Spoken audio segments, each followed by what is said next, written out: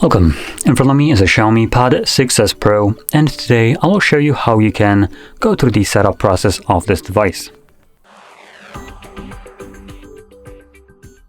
So when you boot it up the very first time, you should be presented with the same screen as you can see for me, with only one option, which is the green arrow, which then allows you to choose your language. Now for me it already selected English, so I'm not going to be changing it, but you can see there is a scrollable menu right here of just vast choices of languages. Anyway, moving on to the next page, we have choose your region. So select your region.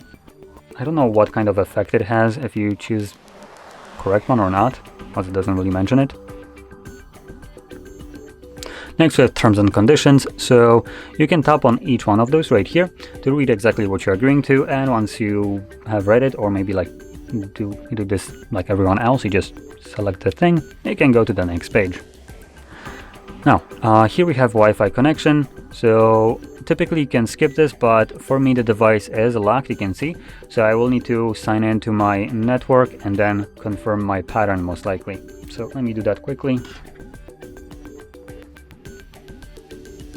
Now, if you've chosen to skip connecting to Wi-Fi or you connected, you will see, if you connected, you'll probably see this page, and then this one. If you chose to skip, you will most likely see the time and date for you to choose.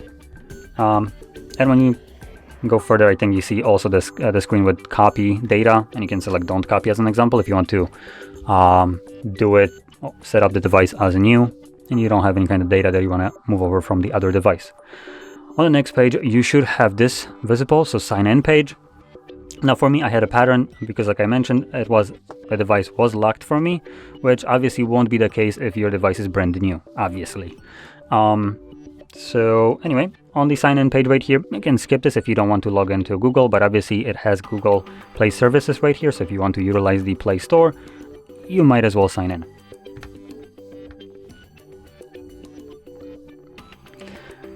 So here we have some Google services like location, scanning, and sending user and diagnostic data.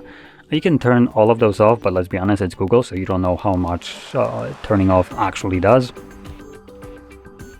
Next, we have choose your search engine, which... Oh, there we go, you can select it right here. So you have a bunch of different search engines to choose from. You can select your favorite ones. Select something like Brave. Next, we have screen lock options. So here you can select protection to your device. Now we have three different ways of protecting your device. One would be face recognition, fingerprint, and then PIN pattern or password. Now with that being said, if you're planning to use either fingerprint or face recognition, or maybe both, you will always be forced to select a physical way of unlocking the device, that'd be PIN pattern or password. The reason for that is because your biometrics are subject to change sometimes. Maybe you cut your finger, obviously your fingerprint wouldn't match with the one that you have scanned right here, and the device wouldn't let you unlock the device. So that's why it leaves you with the PIN pattern and password. If you cut your finger, or you maybe get something like damage your face or something like that, and your device can't recognize you, you can just draw a pattern and unlock it. So anyway, you can select some kind of protection to your device if you want to, or you can skip it if you don't. Then we have some additional apps for review. Not really much options here, so I'm going to select OK. And this then presents us with gesture navigation. So anyway, it just gives us a quick guide on how to use it. As you can see, just going to select the arrow. There we go. And this moves us to the next page, some basic settings. Now, here we have a bunch of different things. You can go through those and enable them, disable them as you like. There are some that look like they already been shown to us, like for instance location, but let's be honest, this is from Xiaomi. Xiaomi also wants to spy on you, so here we have things like location, you can turn that off. We already had that from Google, like I mentioned, which we already turned off, but it's independent, so you might have supposedly not allow Google to have your location, but we all know how well that will work. Google still knows where you are. But then Xiaomi also wants it. And again, we don't really know if turning that off actually removes the ability for Xiaomi to know your location. Most likely doesn't. But out of all of this right here, there is one egregious option which I do recommend turning off regardless if you know what it is or if you mind or not, and that's the personalized ads. And that's right here. Now the reason I recommend turning that off is because this is just an absolute disgusting spyware. So it's basically checking on what you search, what you talk about, and then tries to give you ads relative to your interests. Now your interests are a very vague term of saying, yeah, we listen to everything you say and search. That's basically what's happening. And furthermore, if you try to turn that off, I just kind of showcase this another way. So everything else I can turn off without a problem, right? Are you sure you want to turn it off? No, just stay. This is really good for you. Yeah, spying on you is a very private thing that we like to do.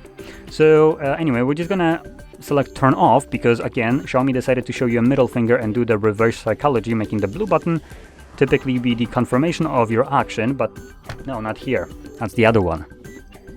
If it sounds like I'm pissed off about it, it's because I am. This is absolutely unacceptable.